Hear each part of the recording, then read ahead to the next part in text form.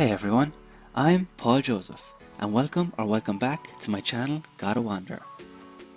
On my travels, I get the opportunity to stay in some incredible places. From tiny airport hotel pods and remote coastal cabins, to overnight trains, and literally sleeping on the river. It's safe to say that I go for the ultra quirky, and this video will be no different. While I'm staying in a chain hotel for this one, it's the location of this hotel that is truly unique. I will be staying in the Liverpool Docklands, the Royal Albert Docks to be precise. So, if you're new here, go ahead and hit that subscribe button. It really helps the channel. And there is a ton of content on my channel for you to enjoy after this one. So, grab yourself a coffee or beverage of your choice, sit back, and let's head on a wander. Shall we?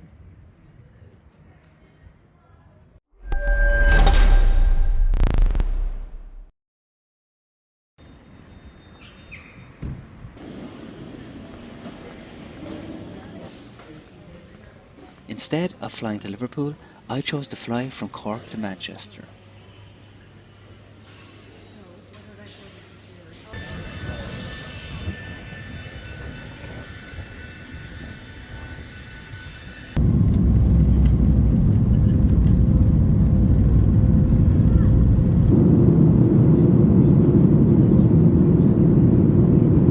Once I arrived in Manchester, I grabbed some breakfast on the go, picking up a sausage roll at Greg's, which is a must when you're in the UK in my opinion, and then walked over to the airport bus station, in time to grab my bus to Liverpool. Anyone looking for the best deal, I strongly recommend flying into Manchester first, then hopping on a cheap 1 hour bus journey into Liverpool city centre.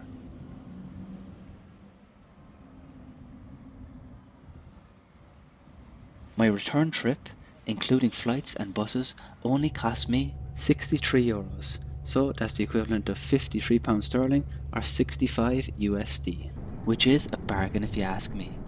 For the videos, I do pay a lot of money at times to show you what places are like, but for the main part, I always go for the best deal I can find when I travel myself.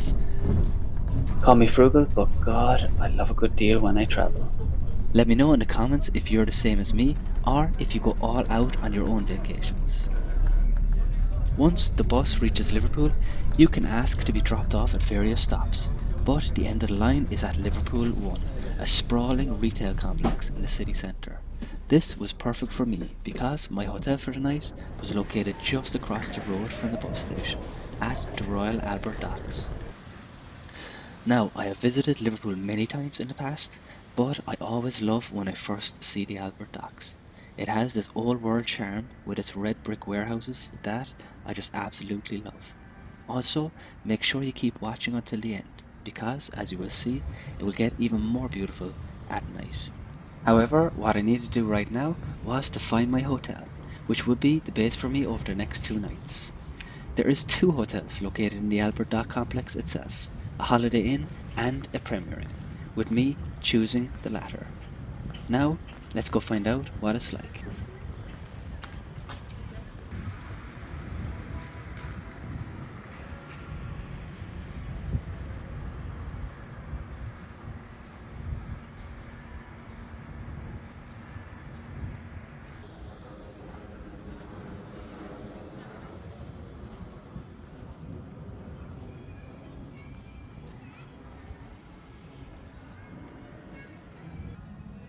I had over an hour to kill before I could check in, so let's go grab a coffee and check out just how beautiful the interior of the Albert Docks is.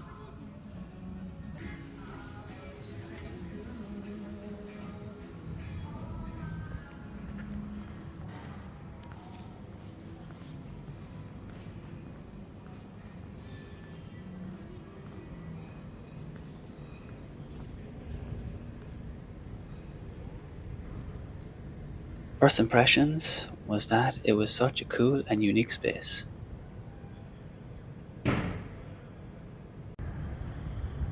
While it's now an amazing hospitality, entertainment, and retail venue, when the Royal Albert Docks opened back in 1846, they dominated global trade during the 19th century. Costing the equivalent of £41 million today, these docks were at the cutting edge of shipping technology at the time, with huge brick fireproof warehouses and one of the first docks to use hydraulic cranes, hoists, and lifts to handle vast amounts of cargo. It led the way by greatly reducing the time it took for ships to be unloaded and turned around.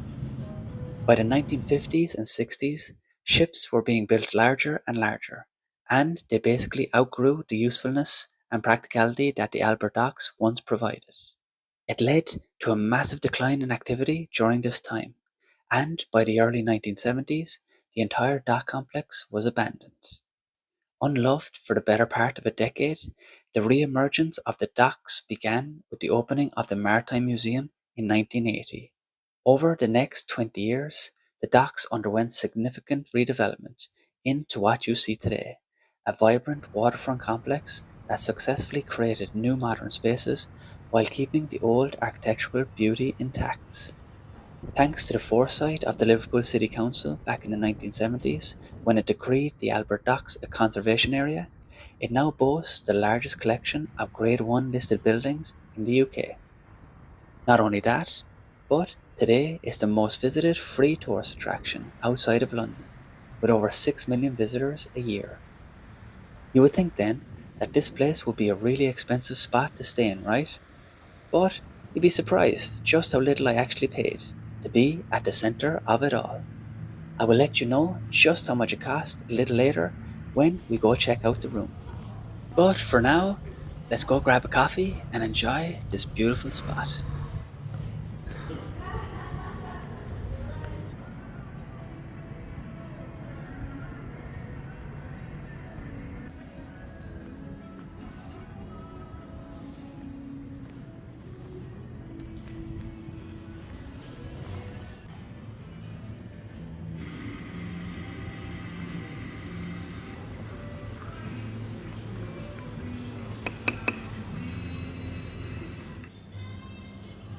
This bar was great, with its old world theming and the views you got out into the dock itself.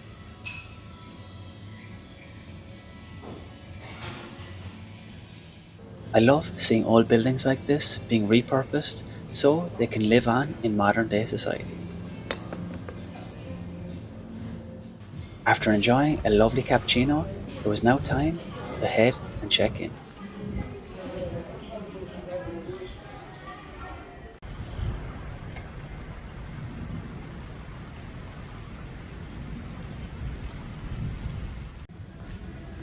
This was going to be my first time staying at a Premier Inn, and as always, I paid for everything myself, just in case anyone is wondering.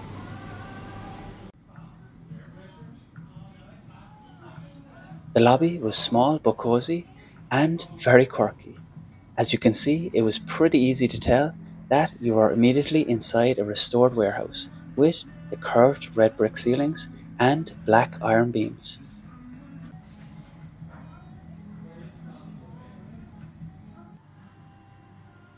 In the lobby, you could find a couple of vending machines serving your basic drinks and snacks.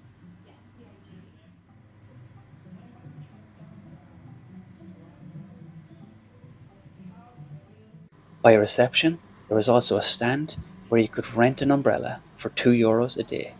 An idea I thought was quite practical, given how wet and rainy it can be here in England.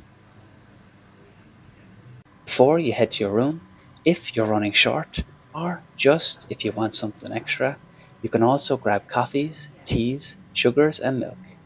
Another small but nice amenity to make use of if needed.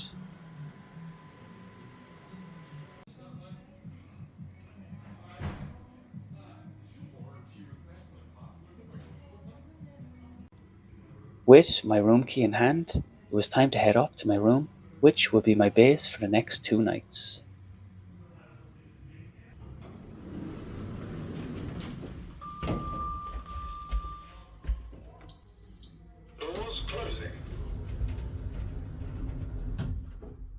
On the way, I came across the hotel bar called Thyme, so here is a quick look at the menu if you're interested. I'll be exploring more of the hotel, including this bar later on tonight.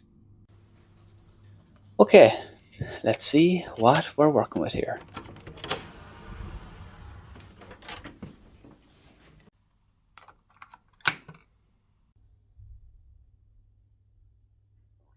So, this is what a standard double room looks like at the Premier Inn Albert Dock. Just inside the door, you have an open wardrobe with some rails and shelves for hanging coats and some clothes. At the bottom is where you will find spare pillows if you need them. An extra towel there, and to the left of the wardrobe is the tea and coffee making station.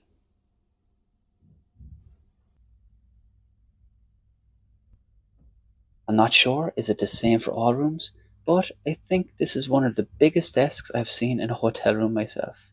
In my case, it came in very handy as I could do some editing during my time here. There were two power outlets at the desk and one at either side of the bed.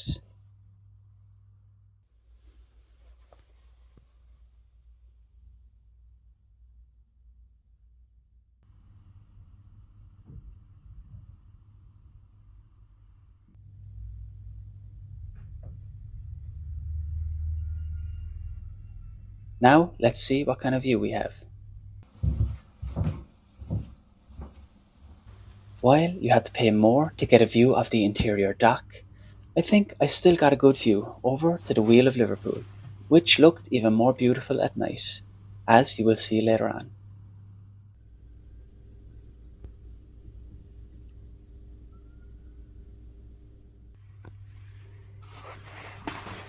You can't actually open the window in the room, so I was very thankful that they had air conditioning as standard.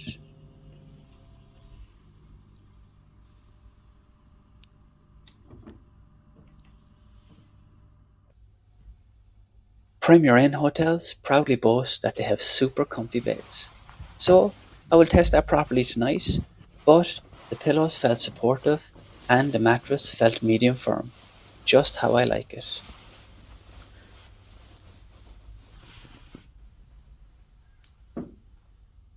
You may have seen the sign in the lobby, but they have great value breakfast and meal deal options. At least they did at the time of filming. Now, I always like to support as local as I can when I travel, so I tend to eat outside hotels most of the time. But this is a great deal in my opinion if you're looking for convenience. Finishing off the room tour, there is a basic but large bathroom with a full bath and shower. Perfect for my needs.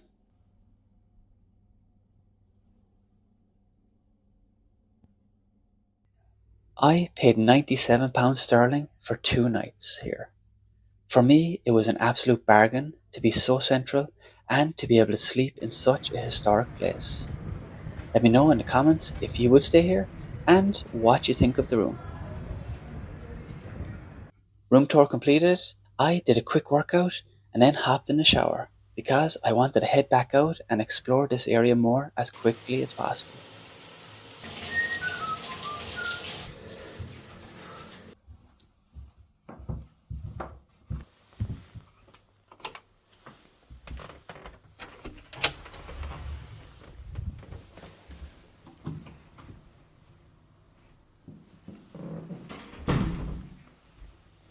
I came across this interesting sign on the way out. I guess, being an all massive warehouse originally, noises tend to travel that little bit further in this hotel compared to others. Don't worry, I'll be a good boy and be sure to keep quiet. Definitely take the stairwells if you can in this hotel. You really get to experience the original building when you're using them. I couldn't get over just how deep and strong the walls were. Staying at the Albert Dock is also really convenient if you're going to an event. The 11,000 capacity M&S Bank Arena just next door. Right behind the dock, you have a lovely walkway overlooking the mighty Mersey River. I decided to take this route on my way into the city centre. I found myself stopping quite often to admire the original buildings all around me and to take in the views of the river and the city's skyline. It really was fantastic.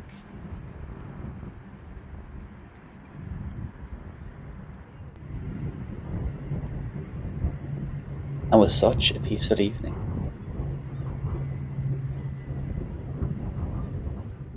Then it was on to Liverpool 1 for me, a huge retail and entertainment complex where I was due to meet up with a friend for dinner. Liverpool 1 was where I got off the bus earlier, so it was only a quick 5 minutes back over the road for me.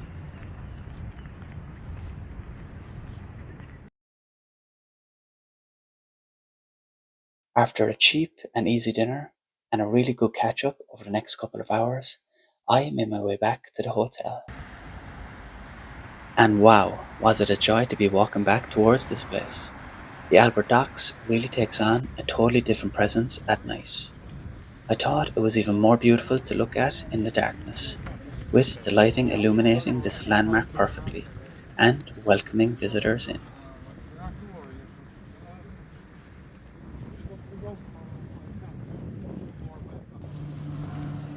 Before I went back to the hotel, I knew I had to check out the interior dock to see what it looked like at night. And I was so glad I did.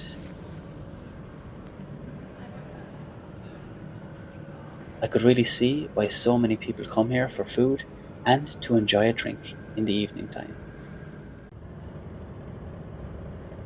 I just spent the next 20 minutes walking around and enjoying the dock views from lots of different angles.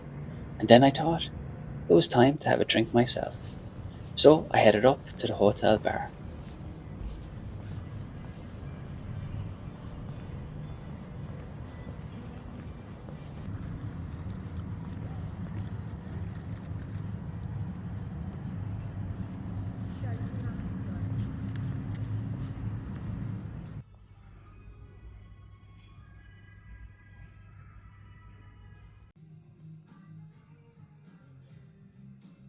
It was midweek when I stayed, so it was lovely and quiet in the bar when I was there.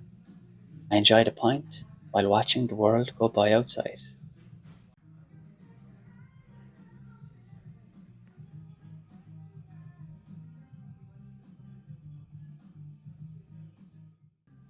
What a day that was! I couldn't wait to explore more over the next 2 days. That pint was as good a nightcap as any, so I headed back to my room ready for bed. Part 2 of this trip will be out very soon, so if you like this one and haven't subscribed as yet, I'd love it if you did and join the journey with me. I also appreciate anyone watching, especially those watching on the TV, just to take a second to pause and hit that like button for me. It really helps with the YouTube algorithm. Next time, I explore more of the Albert Docks and Liverpool city centre. I head to a match day at the historic Anfield Stadium, and I enjoy the most amazing breakfast at one of the best cafes the city has to offer. So it's definitely one not to be missed. And with all that shameless promoting of my channel out of the way, honestly, thanks a million for watching, and I'll catch you on my next wander.